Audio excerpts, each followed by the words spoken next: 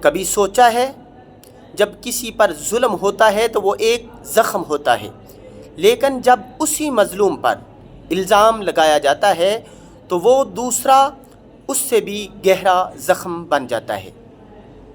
یہ دنیا عجیب ہے، ظالم ظلم کر کے بھی سرخرو دکھائی دیتا ہے اور مظلوم صفائی دیتے دیتے تھک جاتا ہے۔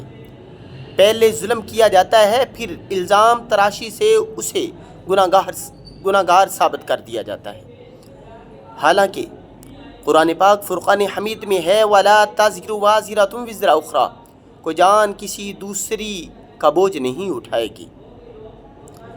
اللہ کے ہاں ظلم چھپ نہیں سکتا، وہ سننے والا ہے، دیکھنے والا ہے، اور جب وہ پکڑتا ہے تو مہلت دیتا ہے لیکن چھوڑتا نہیں۔ ظلم کی رات ڈھلتی نہیں پر ڈھلے گی ضرور، حق کی صدا دبتی نہیں پر گونجے گی ضرور۔ مت ہنس ظالم، وقت تیرا بھی آئے گا، یہ آنسو گواہی دیں گے، انصاف ہو کر رہے گا۔ تو اے انسان کسی پر ظلم نہ کر، اور اگر مظلوم دیکھے تو اس پر الزام نہ لگا، کیونکہ ہو سکتا ہے اللہ کے نزدیک وہی مظلوم تیرے تمام گناہوں کا گواہ بن جائے۔